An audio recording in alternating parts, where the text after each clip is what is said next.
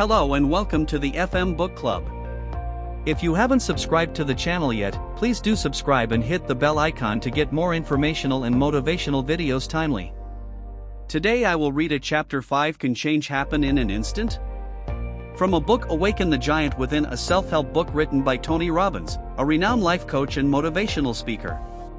This book aims to empower individuals to take control of their lives and achieve their goals by tapping into their inner potential.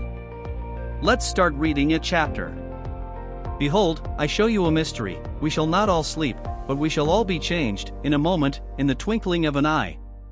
Corinthians 15:51. For as long as I can remember, I've always dreamed of having the ability to help people change virtually anything in their lives. Instinctively, at an early age, I realized that to be able to help others change, I had to be able to change myself. Even in junior high school, I began to pursue knowledge through books and tapes that I thought could teach me the fundamentals of how to shift human behavior and emotion. Of course, I wanted to improve certain aspects of my own life, get myself motivated, get myself to follow through and take action, learn how to enjoy life, and learn how to connect and bond with people. I'm not sure why, but somehow I linked pleasure to learning and sharing things that could make a difference in the quality of people's lives and lead them to appreciate and maybe even love me.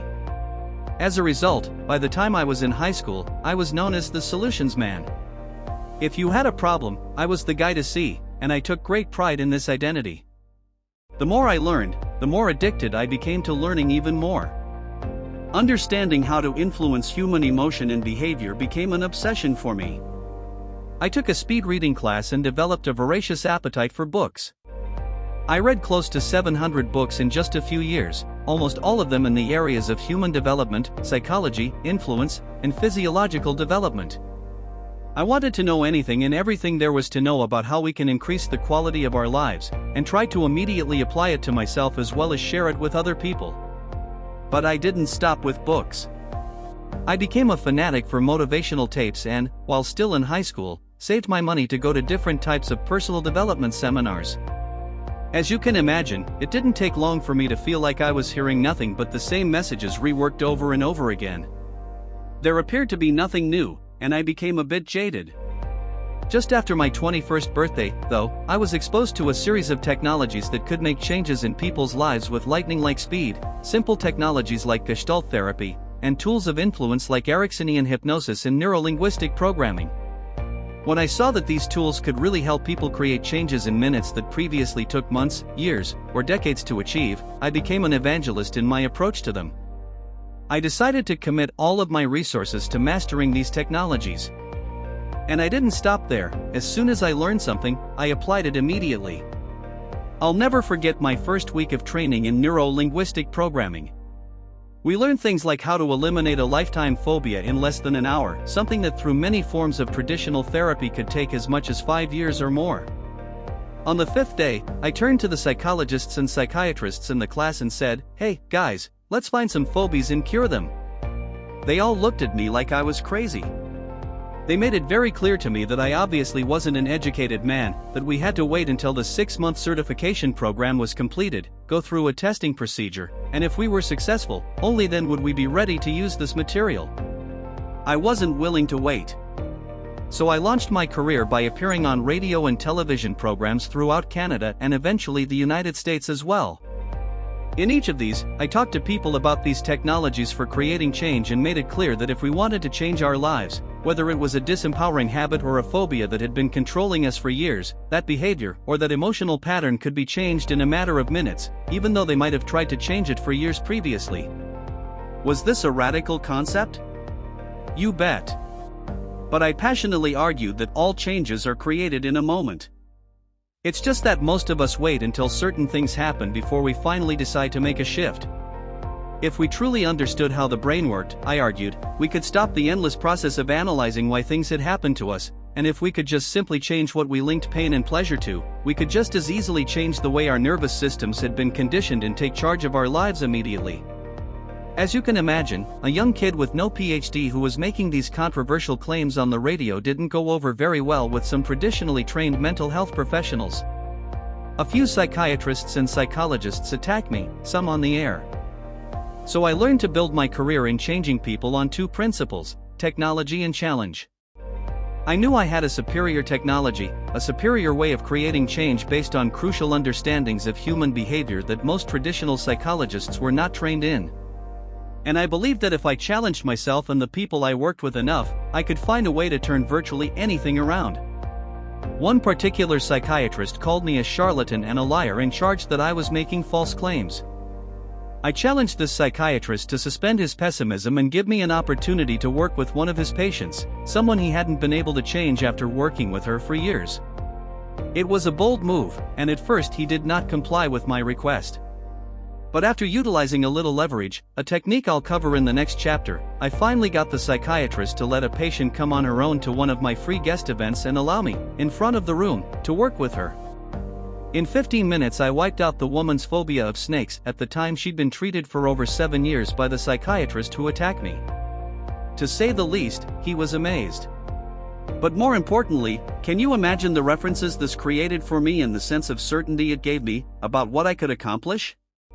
I became a wild man. I stormed across the country demonstrating to people how quickly change could occur. I found that no matter where I went, people were initially skeptical. But, as I was able to demonstrate measurable results before their eyes, I was able to get not only their attention and interest but also their willingness to apply what I talked about to produce measurable results in their own lives. Why is it that most people think change takes so long? One reason, obviously, is that most people have tried again and again through willpower to make changes, and failed. The assumption that they then make is that important changes must take a long time and be very difficult to make. In reality, it's only difficult because most of us don't know how to change. We don't have an effective strategy. Willpower by itself is not enough, not if we want to achieve lasting change. The second reason we don't change quickly is that in our culture, we have a set of beliefs that prevents us from being able to utilize our own inherent abilities. Culturally, we link negative associations to the idea of instant change. For most, instant change means you never really had a problem at all. If you can change that easily, why didn't you change a week ago, a month ago, a year ago, and stop complaining? For example, how quickly could a person recover from the loss of a loved one and begin to feel differently? Physically, they have the capability to do it the next morning. But they don't. Why? Because we have a set of beliefs in our culture that we need to grieve for a certain period of time. How long do we have to grieve? It all depends upon your own conditioning. Think about this. If the next day after you lost a loved one, you didn't grieve, wouldn't that cause a great deal of pain in your life? First, people would immediately believe you didn't care about the loved one you lost. And, based on cultural conditioning, you might begin to believe that you didn't care either. The concept of overcoming death this easily is just too painful. We choose the pain of grieving rather than changing our emotions until we're satisfied that our rules and cultural standards about what's appropriate have been met. There are, in fact, cultures where people celebrate when someone dies. Why? They believe that God always knows the right time for us to leave the earth, and that death is graduation. They also believe that if you were to grieve about someone's death, you would be indicating nothing but your own lack of understanding of life, and you would be demonstrating your own selfishness. Since this person has gone on to a better place, you're feeling sorry for no one but yourself. They link pleasure to death, and pain to grieving, so grief is not a part of their culture. I'm not saying that grief is bad or wrong. I'm just saying that we need to realize it's based upon our beliefs that pain takes a long time to recover from.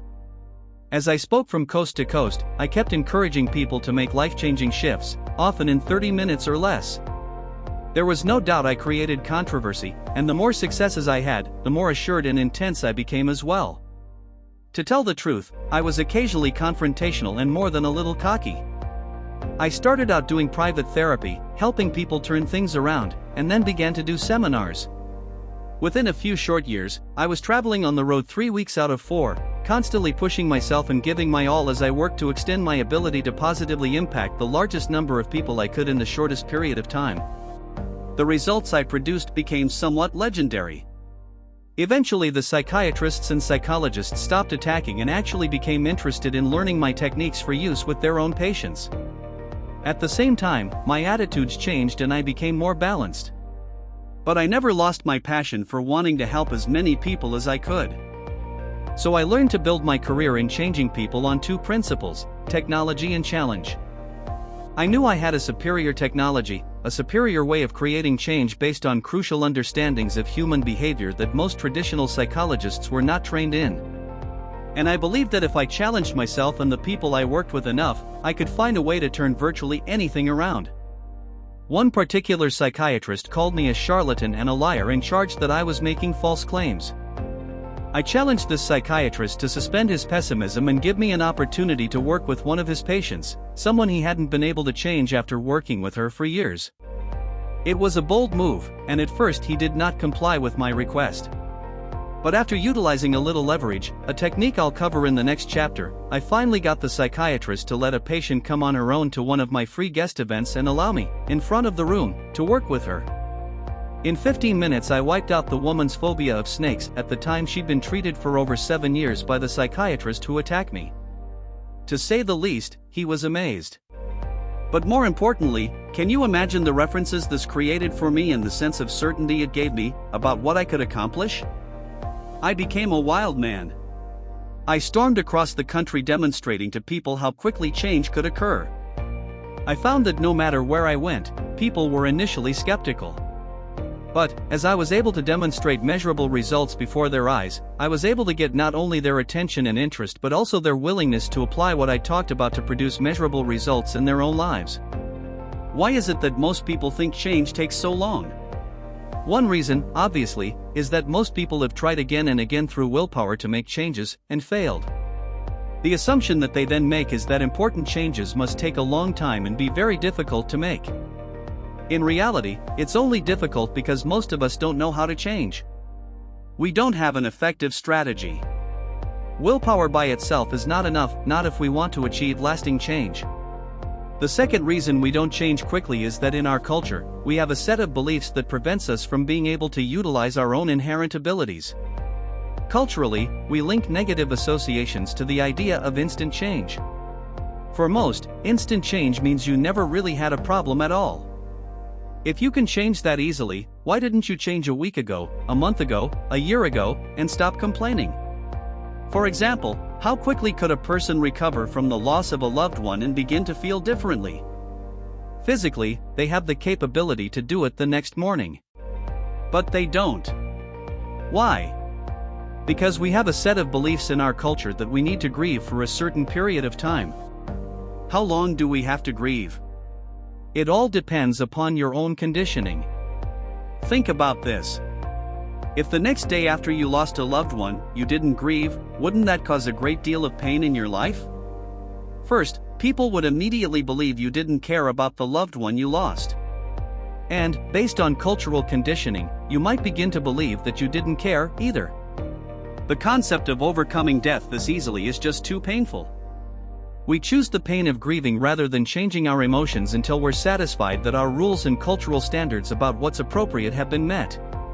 There are, in fact, cultures where people celebrate when someone dies. Why?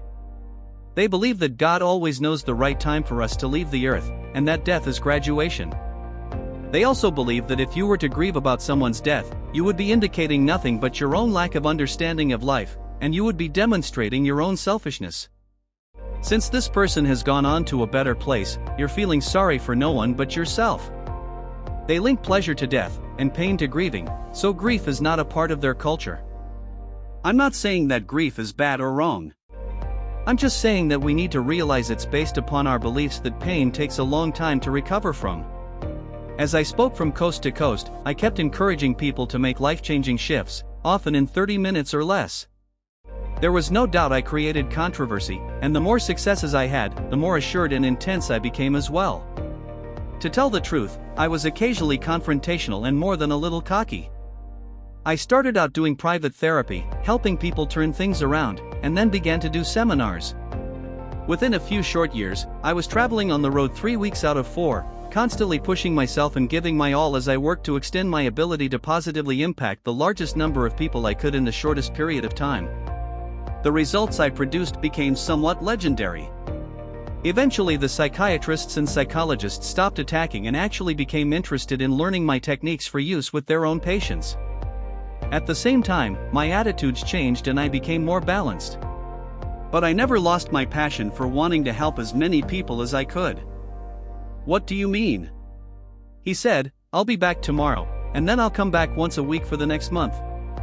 Then I'll return every 3 months for the rest of the year, only because you live by the ocean. I said, what are you talking about? Didn't you already make all the adjustments on the piano? Isn't it set up properly? He said, yes, but these strings are strong. To keep them at the perfect level of tension, we've got to condition them to stay at this level. I've got to come back and retighten them on a regular basis until the wire is trained to stay at this level. I thought, what a business this guy has.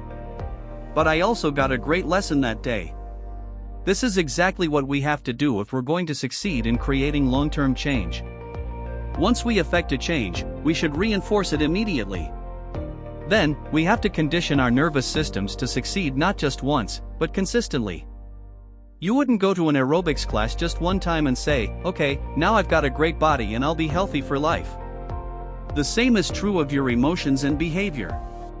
We've got to condition ourselves for success, for love, for breaking through our fears. And through that conditioning, we can develop patterns that automatically lead us to consistent, lifelong success. We need to remember that pain and pleasure shape all our behaviors, and that pain and pleasure can change our behaviors. Conditioning requires that we understand how to use pain and pleasure. What you're going to learn in the next chapter is the science that I've developed to create any change you want in your life. I call it the science of neuro-associative conditioning, or NAC. What is it? NAC is a step-by-step process that can condition your nervous system to associate pleasure to those things you want to continuously move toward and pain to those things you need to avoid in order to succeed consistently in your life without constant effort or willpower. Remember, it's the feelings that we've been conditioned to associate in our nervous systems, our neuroassociations, that determine our emotions and our behavior. When we take control of our neuroassociations, we take control of our lives. This chapter will show you how to condition your neuroassociations so that you are empowered to take action and produce the results you've always dreamed of. It's designed to give you the knack of creating consistent and lasting change. Things do not change, we change. Henry David Thoreau. What are the 2 changes everyone wants in life? Isn't it true that we all want to change either 1, how we feel about things, or 2, our behaviors? If a person has been through a tragedy, they were abused as a child, they were raped, lost a loved one, are lacking in self-esteem, this person clearly will remain in pain until the sensations they link to themselves, these events, or situations are changed. Likewise, if a person overeats, drinks, smokes, or takes drugs, they have a set of behaviors that must change. The only way this can happen is by linking pain to the old behavior and pleasure to a new behavior. This sounds so simple, but what I've found is that in order for us to be able to create true change that lasts, we need to develop a specific system for utilizing any techniques you and I learn to create change, and there are many. Every day I'm picking up new skills and new technologies from a variety of sciences. I continue to use many of the NLP and Ericksonian techniques that I began my career with, some of them are the finest available.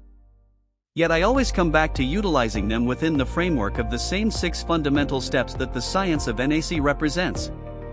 I created NAC as a way to use any technology for change.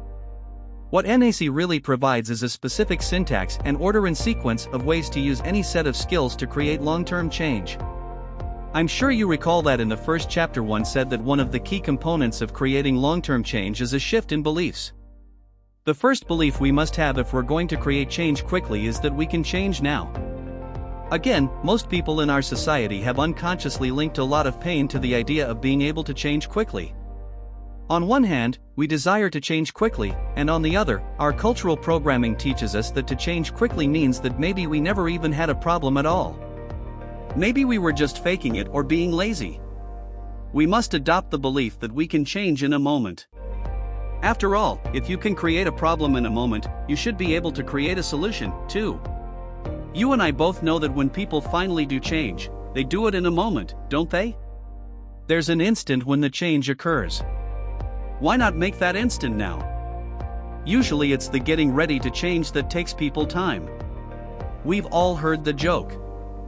Question: how many psychiatrists does it take to change a light bulb? A, just one, but it's very expensive, it takes a long time, and the light bulb has to want to change. Garbage. You and I have to get ourselves ready to change. You and I have to become our own counselors and master our own lives. The second belief that you and I must have if we're going to create long-term change is that we're responsible for our own change, not anyone else. In fact, there are 3 specific beliefs about responsibility that a person must have if they're going to create long-term change. 1. First, we must believe something must change, not that it should change, not that it could or ought to, but that it absolutely must. So often I hear people say, this weight should come off, procrastinating is a lousy habit, my relationships should be better, but you know, we can should all over ourselves, and our life still won't change. It's only when something becomes a must that we begin the process of truly doing what's necessary to shift the quality of our lives. 2. Second, we must not only believe that things must change, but we must believe I must change it. We must see ourselves as the source of the change. Otherwise, we'll always be looking for someone else to make the changes for us, and we'll always have someone else to blame when it doesn't work out. We must be the source of our change if our change is going to last. 3. Third, we have to believe I can change it. Without believing that it's possible for us to change, as we've already discussed in the last chapter, we stand no chance of carrying through on our desires. Without these 3 core beliefs, I can assure you that any change you make stands a good chance of being only temporary. Please don't misunderstand me, it's always smart to get a great coach, an expert, a therapist, a counselor, someone who's already produced these results for many other people, to support you in taking the proper steps to conquer your phobia or quit smoking or lose weight. But in the end, you have to be the source of your change. The interaction I had with the relapsed smoker that day triggered me to ask new questions of myself about the sources of change. Why was I so effective throughout the years? What had set me apart from others who'd tried to help these same people who had equal intention but were unable to produce the result? And when I tried to create a change in someone and failed, what had happened then? What had prevented me from producing the change that I was really committed to helping this person make? Then I began to ask larger questions, like what really makes change happen in any form of therapy? All therapies work some of the time, and all forms of therapy fail to work at other times.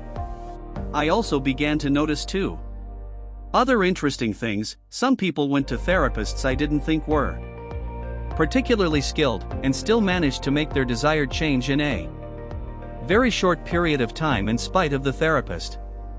I also saw other people who went to therapists I considered excellent, yet were not helped to produce the results they wanted in the short term. After a few years of witnessing thousands of transformations and looking for the common denominator, finally it hit me: we can analyze our problems for years, but nothing changes until we change the sensations we link to an experience in our nervous system, and we have the capacity to do this quickly and powerfully if we understand the power of your brain. What a magnificent gift we were born with. I've learned that our brains can help us accomplish virtually anything we desire. The brain's capacity is nearly unfathomable. Most of us know little about how it works, so let's briefly focus upon this unparalleled vessel of power and how we can condition it to consistently produce the results we want in our lives. Realize that your brain eagerly awaits your every command, ready to carry out anything you ask of it. All it requires is a small amount of fuel, the oxygen in your blood, and a little glucose. In terms of its intricacy and power, the brain defies even our greatest modern computer technology. It is capable of processing up to 30 billion bits of information per second, and it boasts the equivalent of 6,000 miles of wiring and cabling. Typically, the human nervous system contains about 28 billion neurons, nerve cells, designed to conduct impulses. Without neurons, our nervous systems would be unable to interpret the information we receive through our sense organs, unable to convey it to the brain, and unable to carry out instructions from the brain as to what to do. Each of these neurons is a tiny, self-contained computer capable of processing about 1 million bits of information. These neurons act independently, but they also communicate with other neurons through an amazing network of 100,000 miles of nerve fibers. The power of your brain to process information is staggering, especially when you consider that a computer, even the fastest computer, can make connections only one at a time. By contrast, a reaction in one neuron can spread to hundreds of thousands of others in a span of less than 20 milliseconds. To give you perspective, that's about 10 times less than it takes for your eye to blink. A neuron takes 1,000,000 times longer to send a signal than a typical computer switch, yet the brain can recognize a familiar face in less than a second, a feat beyond the ability of the most powerful computers. The brain achieves this speed because, unlike the step-by-step computer, its billions of neurons can all attack a problem simultaneously. So with all this immense power at our disposal, why can't we get ourselves to feel happy consistently? Why can't we change a behavior like smoking or drinking, overeating or procrastinating? Why can't we immediately shake off depression, break through our frustration, and feel joyous every day of our lives? We can. Each of us has at our disposal the most incredible computer on the planet, but unfortunately no one gave us an owner's manual. Most of us have no idea how our brains really work, so we attempt to think our way into a change when, in reality, our behavior is rooted in our nervous systems in the form of physical connections, neural connections, or what I call neuroassociations. Neuroscience, your ticket to lasting change. Great breakthroughs in our ability to understand the human mind are now available because of a marriage between two widely different fields: neurobiology, the study of how the brain works, and computer science. The integration of these sciences has created the discipline of neuroscience. Neuroscientists study how neuroassociations occur and have discovered that neurons are constantly sending electrochemical messages back and forth across neural pathways, not unlike traffic on a busy thoroughfare.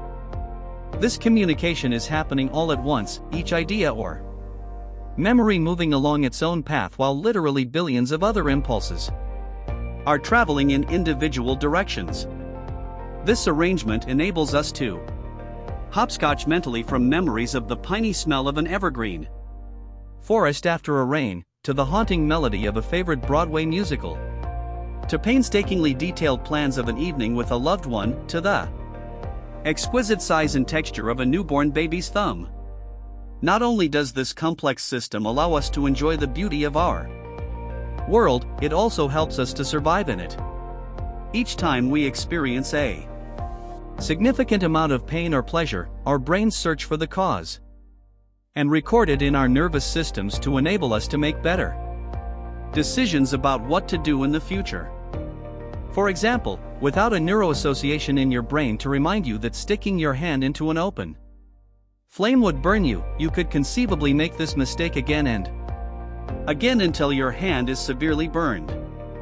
Thus, neuroassociations quickly provide our brains with the signals that help us to re-access our memories and safely maneuver us through our lives.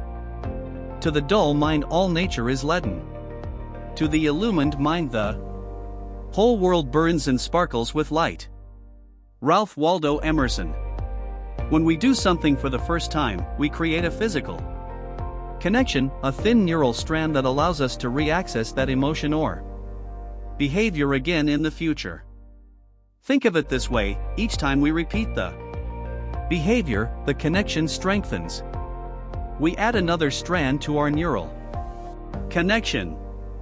With enough repetitions and emotional intensity, we can add many strands simultaneously, increasing the tensile strength of this emotional or behavioral pattern until eventually we have a trunk line to this behavior or feeling. This is when we find ourselves compelled to feel these feelings or behave in this way consistently. In other words, this connection becomes what I've already labeled a neural superhighway. That will take us down an automatic and consistent route of behavior.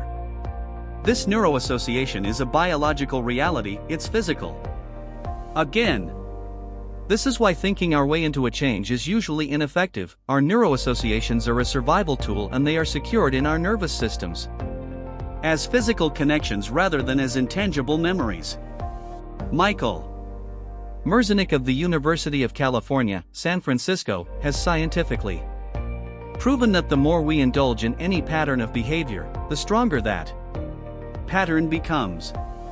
Merzenich mapped the specific areas in a monkey's brain that were activated when a certain finger in the monkey's hand was touched. He then trained one monkey to use this finger predominantly in order to earn its food. When Merzenich remapped the touch-activated areas in the monkey's brain, he found that the area responding to the signals from that finger's additional use had expanded in size nearly 600%. Now the monkey continued the behavior even when he was no longer rewarded because the neural pathway was so strongly established. An illustration of this in human behavior might be that of a person who no longer enjoys smoking but still feels a compulsion to do so. Why would this be the case? This person is physically wired to smoke. This explains why you may have found it difficult to create a change in your emotional patterns or behaviors in the past.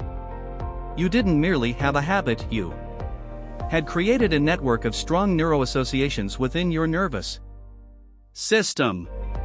We unconsciously develop these neuroassociations by allowing ourselves to indulge in emotions or behaviors on a consistent basis. Each time you indulge in the emotion of anger or the behavior of yelling at a loved one, you reinforce the neural connection and increase the likelihood that you'll do it again. The good news is this: research has also shown that when the monkey was forced to stop using this finger, the area of the brain where these neural connections were made actually began to shrink in size, and therefore the neuroassociation weakened. This is good news for those who want to change their habits. If you'll just stop indulging in a particular behavior or emotion long enough, if you just interrupt your pattern of using the old pathway for a long enough period of time, the neural connection will weaken and atrophy. Thus, the disempowering emotiponal pattern or behavior disappears with it. We should remember this also means that if you don't use your passion, it's going to dwindle. Remember, courage, unused, diminishes. Commitment, unexercised, wanes. Love, unshared, dissipates. It is not enough to have a good mind, the main thing is to use it well. René Descartes. What the science of neuroassociative conditioning offers is 6 steps that are specifically designed to change behavior by breaking patterns that disempower you. But first, we must understand how the brain makes a neuroassociation in the first place. Anytime you experience significant amounts of pain or pleasure, your brain immediately searches for the cause. It uses the following 3 criteria. 1. Your brain looks for something that appears to be unique. 2. Narrow down the likely causes. The brain tries to distinguish something that is unusual to the circumstance. It seems logical that if you're having unusual feelings, there must be an unusual cause. 2. Your brain looks for something that seems to be happening simultaneously. This is known in psychology circles as the law of recency. Doesn't it make sense that what occurs in the moment, or close proximity to it, of intense pleasure or pain is probably the cause of that sensation? 3. Your brain looks for consistency. If you're feeling pain or pleasure, your brain begins to immediately notice what around you is unique and is happening simultaneously. If the element that meets these two criteria also seems to occur consistently whenever you feel this pain or pleasure, then you can be sure that your brain will determine that it is the cause. The challenge in this, of course, is that when we feel enough pain or pleasure, we tend to generalize about consistency. I'm sure you've had someone say to you, "You always do that," after you've done something for the first time. Perhaps you've even said it yourself. Because the three criteria for forming neuroassociations are so imprecise, it is very easy to fall prey to misinterpretations and create what I call false neuroassociations. That's why we must evaluate linkages before they become a part of our unconscious decision-making process. So often, we blame the wrong cause and thereby close ourselves off from possible solutions. I once knew a woman, a very successful artist, who hadn't had a relationship with a man for 12 years. Now, this woman was extremely passionate about everything she did. It's what made her such a great artist. However, when her relationship ended and she found herself in massive pain, her brain immediately searched for the cause. It searched for something that was unique to this relationship. Her brain noted that the relationship had been especially passionate. Instead of identifying it as one of the beautiful parts of the relationship, she began to think that this was the reason that the relationship ended. Her brain also looked for something that was simultaneous to the pain. Again, it noted that there had been a great deal of passion right before it had ended. When she looked for something that was consistent, again passion was pinpointed as the culprit. Because passion met all three criteria, her brain decided that it must be the reason the relationship ended painfully. Having linked this as the cause, she resolved never to feel that level of passion in a relationship again. This is a classic example of a false neuroassociation. She had linked up a false cause, and this was now guiding her current behaviors and crippling the potential for a better relationship in the future. The real culprit in her relationship was that she and her partner had different values and rules. But because she linked pain to her passion, she avoided it at all costs, not only in relationships, but even in her art. The quality of her entire life began to suffer. This is a perfect example of the strange ways in which we sometimes wire ourselves. You and I must understand how our brain makes associations and question many of those connections that we've just accepted that may be limiting our lives. Otherwise, in our personal and professional lives, we are destined to feel unfulfilled and frustrated. A source of self-sabotage. Even more insidious are mixed neuroassociations, the classic source of self-sabotage. If you've ever found yourself starting to accomplish something and then destroying it, mixed neuroassociations are usually the culprit. Perhaps your business has been moving in fits and starts, flourishing one day and floundering the next. What is this all about? It's a case of associating both pain and pleasure to the same situation. One example a lot of us can relate to is money. In our culture, people have incredibly mixed associations to wealth. There's no doubt that people want money. They think it would provide them with more freedom, more security, a chance to contribute, a chance to travel, to learn, to expand, to make a difference. But simultaneously, most people never climb above a certain earnings plateau because deep down they associate having excess money to a lot of negatives. They associate it to greed, to being judged, to stress, with immorality, or a lack of spirituality.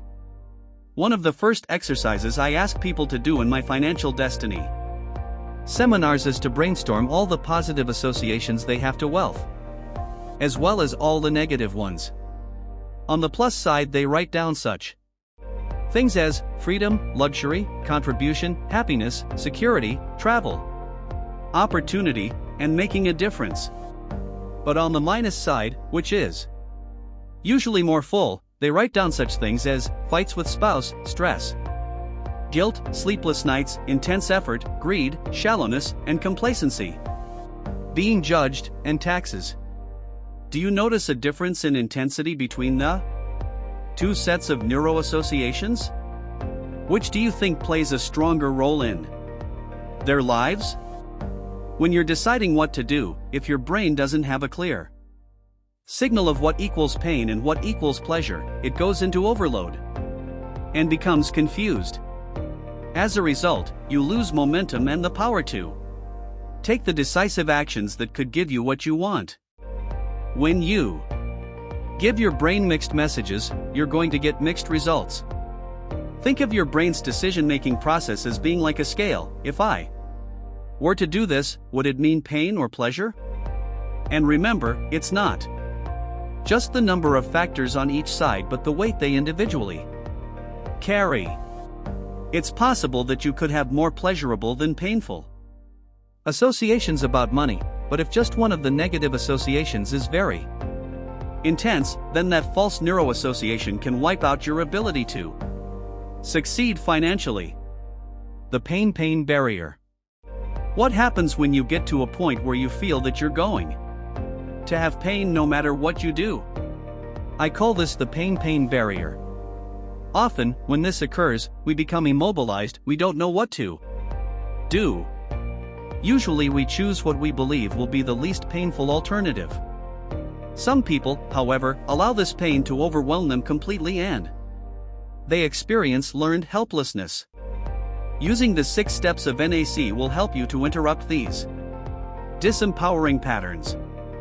You will create alternative pathways so that you're not just wishing away an undesired behavior, or overriding it in the short term, but are actually rewiring yourself to feel and behave consistent with your new, empowering choices, without changing what you link pain and pleasure to in your nervous system. No change will last. After you read and understand the following 6 steps, I challenge you to choose something that you want to change in your life right now. Take action and follow through with each of the steps you're about to learn so that you not only read the chapter, but you produce changes as the result of reading it. Let's begin to learn. Thank you so much for joining me today. If you enjoyed this video, do not forget to give it a thumbs up and hit that subscribe button so you will never miss out on future content. If you have any questions or want to share your thoughts, feel free to leave a comment down below. I love hearing from you. And remember, you have the power to make positive changes in your life. Keep striving for your goals and never stop learning. Until next time, take care and stay inspired. This is FM Book Club, signing off. Catch you on the next video.